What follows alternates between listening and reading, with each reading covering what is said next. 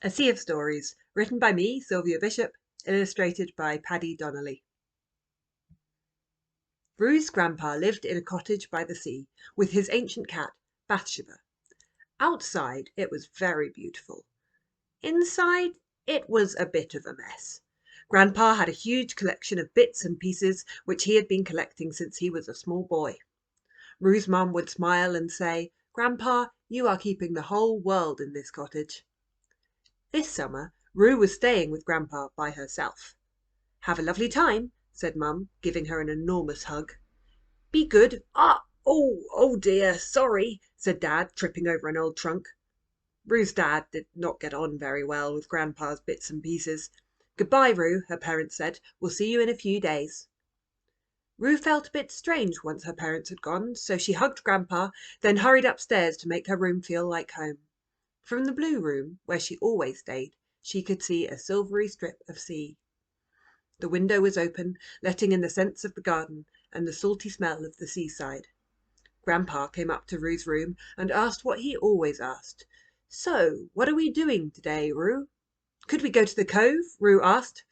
The cove was a little beach that hardly anybody knew about, hidden in the wriggle of a cliff. Rue's mother had played there with Grandpa and Grandma when she was little, and Rue's parents would take her there whenever they visited Grandpa. "I'm afraid we can't go to the cove, Rue," said Grandpa. "I'm not able to get down that rambly-scrambly path these days." Rue tried not to look too disappointed. Grandpa had to walk very carefully, leaning on a stick, and she could see that it would be difficult for him.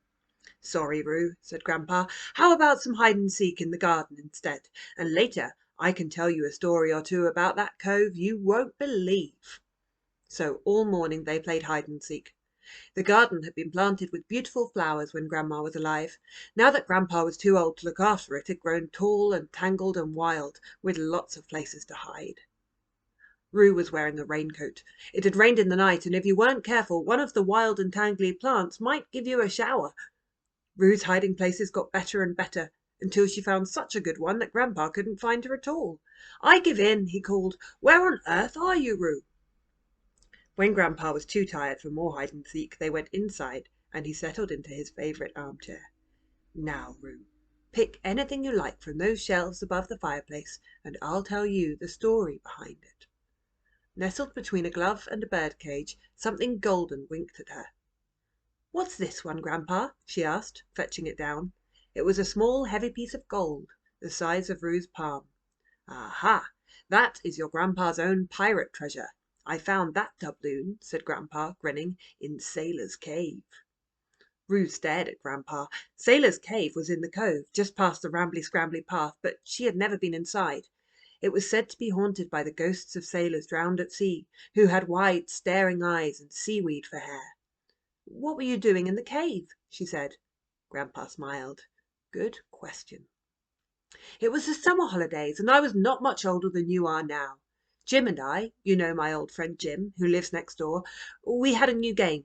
We would both bury some treasure, then give each other directions to it in code. Whoever was the first to find their treasure won the game.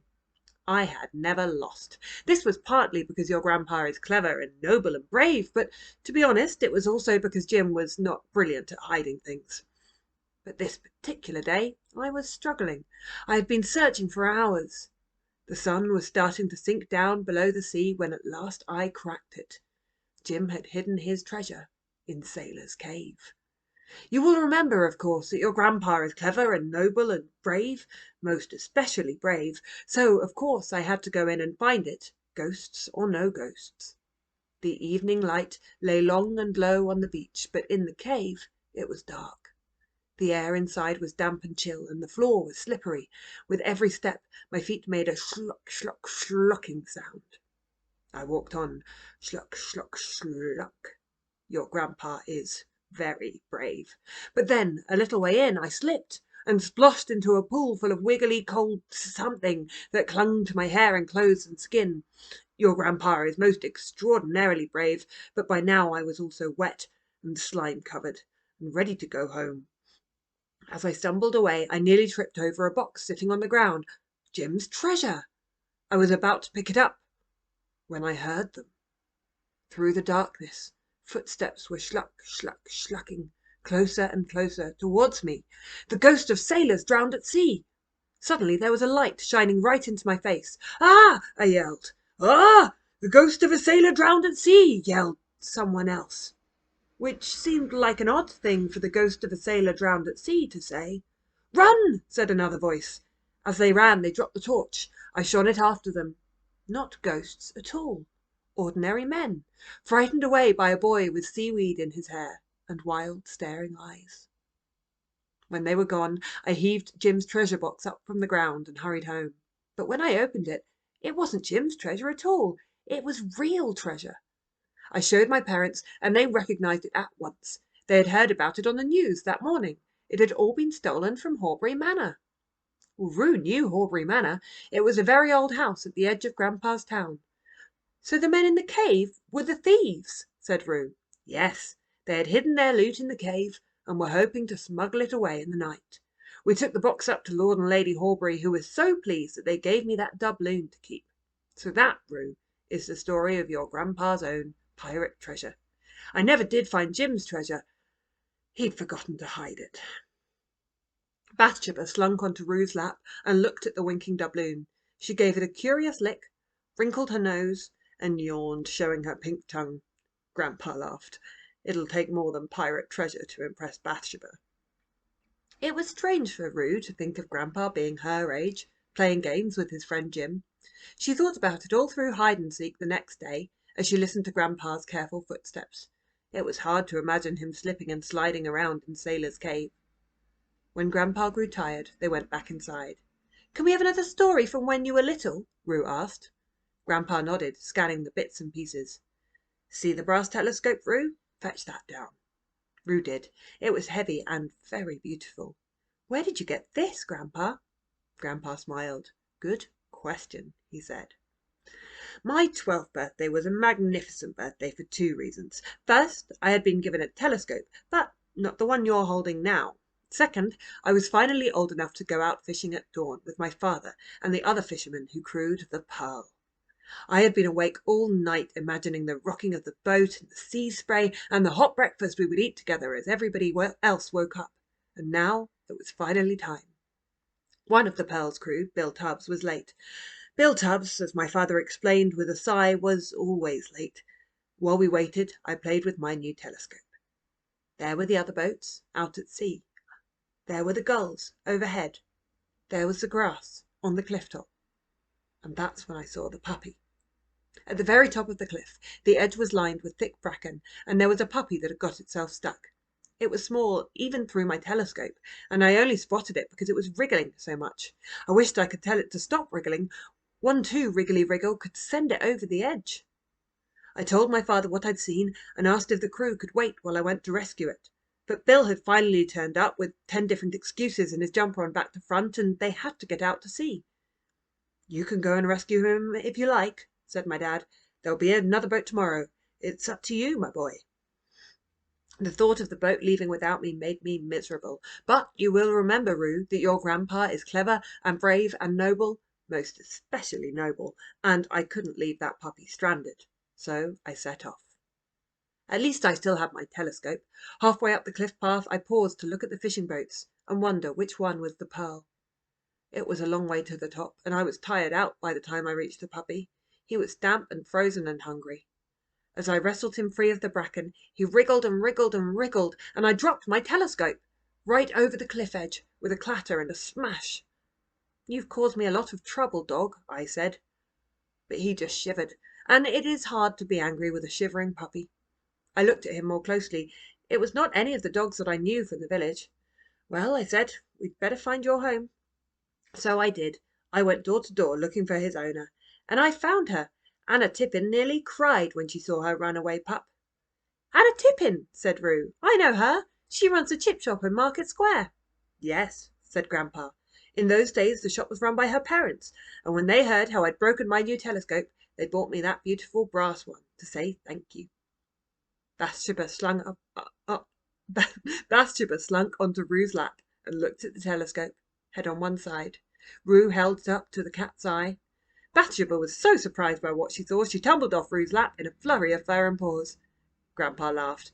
"I don't think cats like telescopes." He stood up. "All this talk is making me hungry. Let's get some chips." On Rue's last day at the cottage, the rain poured down and it was too wet to play hide and seek. Instead, Rue played with the buttons from Grandma's old button box, rearranging them into pictures and patterns. She hardly had any memories of Grandma, but she did remember them playing together with those buttons. "Tell me about Grandma, Grandpa," Rue said when it was time for a story. Grandpa smiled and considered his bits and pieces. Then he pointed to an old fishing net. "My lucky net, Rue," he said. Rue fetched the net. It was vast and limp and smelly. Bathsheba climbed onto Rue's lap and sniffed it uncertainly. "What's lucky about it?" Rue asked. Grandpa smiled. "Good question," he said. "When I was a young man, I went out fishing on the Pearl every morning. I complained about Bill Tubbs being late every morning, and I ate my hot breakfast every morning as the town woke up. That day, Bill's daughter Laura was having her first outing on the boat. It was a windy winter day, and our boat was taking a beating, soaring up on the waves and crashing back down again. As for poor Laura, well, her breath was as choppy as the sea, and her face as pale as the winter sky. She was clutching a teddy bear that she had brought very tightly. Then there was an extra wild wave, and we came down with such a crash that she dropped the bear overboard. I leaned over the side to try and fish it out, but it kept bobbing just out of reach. I was concentrating so hard on the bear that when we hit another wild wave, I was tipped right overboard. Oh, that sea, Rue! It filled my eyes and ears and nose and mouth, and the cold cut right through me. The crew tried to help me, but the boat was being pulled away. I started to sink, down, down, down. And then suddenly I sank upwards, which is not how sinking is supposed to work. As I rose out of the water, I heard a voice saying, "Well, that's not a fish." I had been caught in another boat's net. The woman who untangled me from the net had eyes as wild as the sea. It was Alice, your Grandma, Rue. She caught me in that very net you're holding now, and I can tell you I didn't feel too brave or noble or clever, most especially not clever. She laughed and laughed and laughed. And she'd caught the teddy bear too, so it really is a lucky net. Rue held the mucky old net carefully. "I always thought you and Grandma were in the same crew, Grandpa." Grandpa nodded. "We were," he said, "after your mother was born." He pointed to a big brass bell. "That's the bell from our boat, the Mary Jane." "And you used to take Mum with you?" Grandpa nodded again and pointed to some wellies. "She wore those on her first trip." "And did you go to our cove?" "We went to the cove every evening," said Grandpa, "to watch the sun set." But this time he didn't point at anything. "Which of the bits and pieces is about the sunsets?" "None of them, Rue. You can't keep a sunset indoors." Grandpa tapped his head. "But it's all in here." Rue realized that her mum was wrong. Grandpa wasn't keeping the whole world in his cottage, not even close. He was cut off from the place he loved best. She wished that she could find a way to bring the cove inside for him, with its sunrises and sunsets, and its cliffs and caves and sea. That night, as she lay in bed, she didn't stop wishing. The next morning, Rue woke to find that her wish had turned into a plan. For a minute she stayed tucked up in her duvet and wrote a list. Then she packed her things and waited for her parents. At last the doorbell rang. "Hello, Rue. Hello, Grandpa," said her mum. "Hello. Oh, bother," said her dad. Her parents asked all the things that parents ask, about whether Rue had enjoyed herself and whether she had been good and whether she was sure she had remembered to pack everything. Finally, Rue hugged Grandpa goodbye. "Mum," said Rue, as soon as they were in the car, "Dad, I've got an idea." "Oh, yes," said her parents, cautiously. "Could we clear up the rambly-scrambly path to the cove so that Grandpa can go there again? I think he misses it a lot." Her parents looked at each other. "Well, it's a lovely idea, Rue," said her mum, "but we couldn't manage it by ourselves. It would take days of hard work." "But it wouldn't just be us," she said. "I'm sure these people will help us." And she read out her list. Jim from next door, the Horburys, the Tippins from the chip shop, the Tubbs family, the crew of the Mary Jane. Her parents looked at each other again. "Please," said Rue, "I want him to see the sunset there again." "Oh," said Rue's mum, a far-off look on her face, "there's no better place for a sunset than that cove." Rue's dad looked at Rue's mum and Rue and rolled his eyes. "Well, that's that then, isn't it?" he said, smiling. They parked the car in the market square and went to ask for help. Before long a great crew of people had assembled, carrying spades and buckets and wood and rope and tools of all sorts and sizes. They cleared away bracken and brambles. They shovelled away rocks and shingle. Jim hung a rope handrail along the path. Laura Tubbs put wooden planks down where it often got muddy, and Anna Tippin put up crates for steps where you had to jump down between rocks. The Horburys brought a beautiful bench from their garden to put at the foot of the path. "We thought there ought to be something in memory of your grandma," they said. By the time they had finished, the sun was close to setting. "Quick," said Rue, "let's fetch Grandpa." So Rue and her parents and Jim and the Horburys and the Tippins and the Tubbses and all the crew of the Mary Jane went to knock on Grandpa's door. "What's all this?" said Grandpa, blinking in surprise. "One of Rue's ideas," explained Dad. "Come and see, Grandpa," said Rue, hopping impatiently from foot to foot. Grandpa fetched his stick and followed them to the top of the rambly-scrambly path. When he saw what they had done, he was speechless. "Meow," said a voice by his ankles, and Bathsheba shot off down the path, purring. Grandpa laughed. "You've finally impressed Bathsheba," and he followed his cat down to the cove.